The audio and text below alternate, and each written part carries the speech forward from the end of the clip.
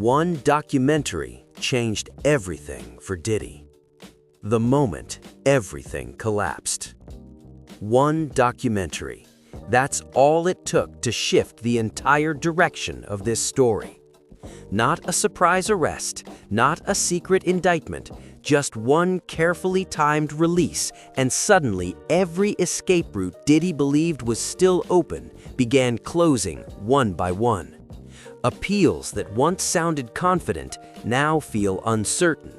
Talk of a possible pardon went from quiet optimism to public controversy. And the most unexpected twist of all?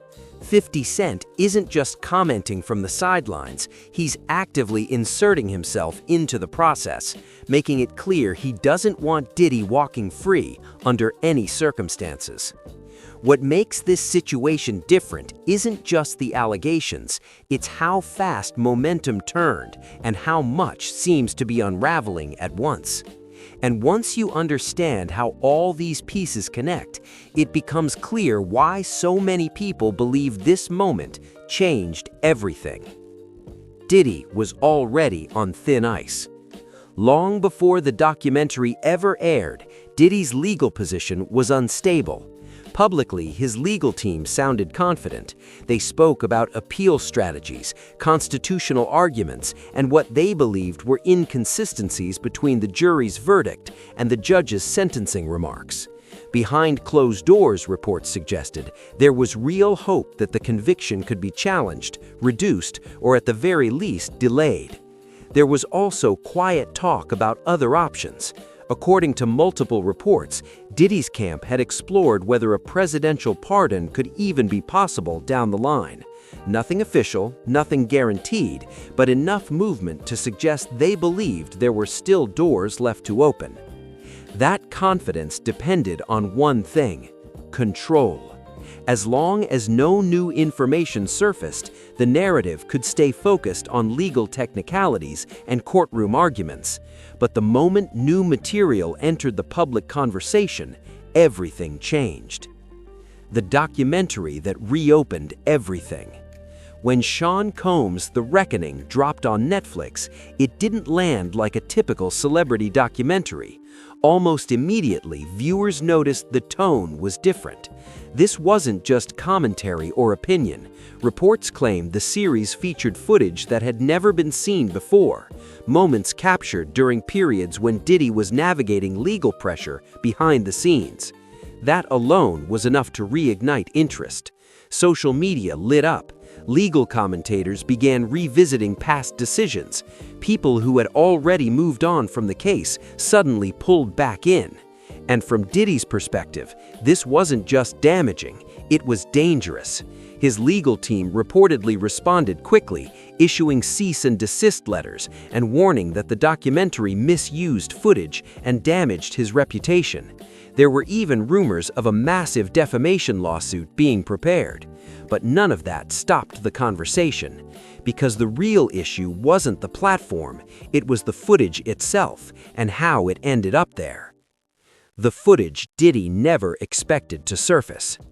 According to reports surrounding the documentary, a significant portion of its most explosive material came from a personal videographer Diddy had hired years earlier. Someone who had access, someone who followed closely, someone who captured moments that were never meant for the public. Here's where things get complicated. Claims suggest the videographer was never fully paid and that clear contractual paperwork was never finalized. If that's true, it creates a gray area, one where ownership of the footage may not be as straightforward as Diddy expected. And if the footage didn't belong to him, that changes everything. That's where 50 Cent reportedly enters the picture. Instead of leaking or stealing anything, he allegedly acquired the footage through legitimate means, paying for material that was legally available to be sold.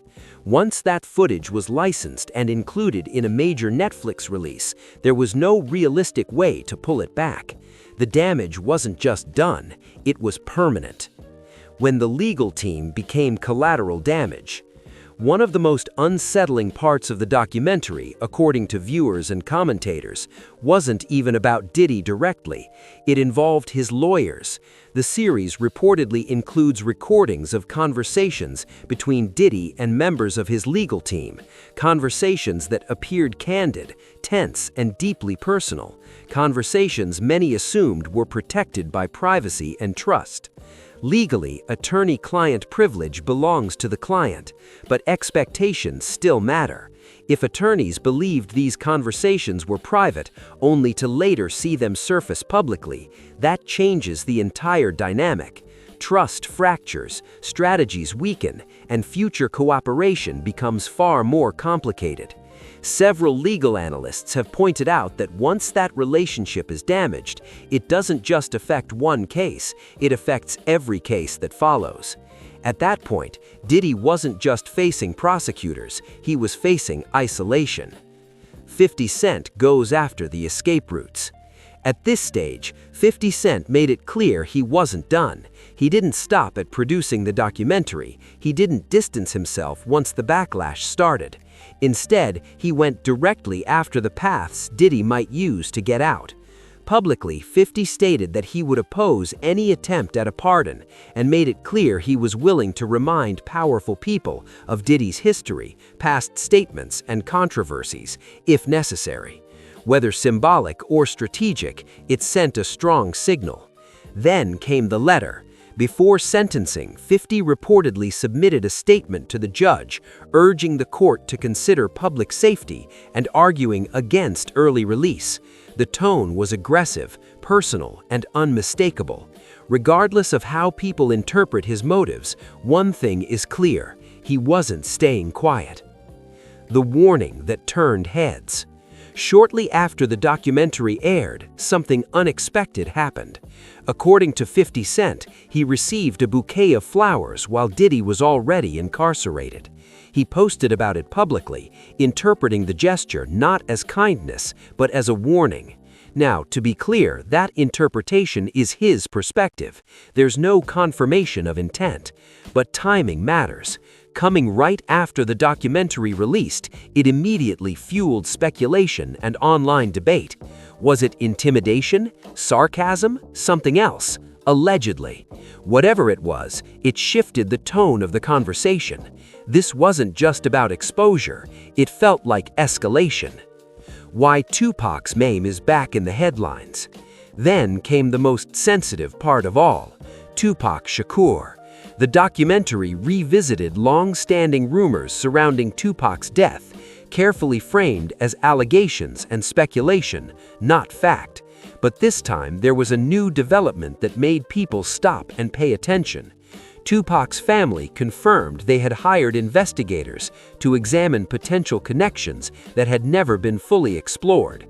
Their attorney publicly acknowledged the investigation, confirming it wasn't just internet chatter. Law enforcement sources have also acknowledged ongoing interest, though no charges or conclusions have been announced. Still, reopening that door changed everything. Because once an old case gains fresh attention, the past stops staying buried. The footage that hasn't dropped yet. As if everything so far wasn't enough, 50 Cent claims there's more. In multiple interviews, he stated that the Netflix documentary only covered a fraction of what he has. According to him, there are 100 additional hours of footage that never made it into the series. Some of it, he says, may be released independently online. At the same time, he claims more people have come forward since the documentary aired, saying they felt safer speaking once others shared their stories. Whether any of that footage ever becomes public is still unknown, but the threat alone keeps pressure on everyone involved. Is this the end or just the beginning? Right now, nearly every option Diddy once relied on appears weaker than before. The appeal is under heavier scrutiny. The pardon route looks increasingly unlikely, legal relationships appear strained, and the documentary meant to be silenced only amplified the story. And meanwhile, 50 Cent isn't backing down and doesn't seem interested in letting this fade quietly. So the real question isn't whether the documentary caused damage, it's whether this was the final chapter or just the opening act of something even bigger. Drop your thoughts in the comments. Do you think this documentary permanently changed Diddy's future, or do you believe there's still a twist ahead?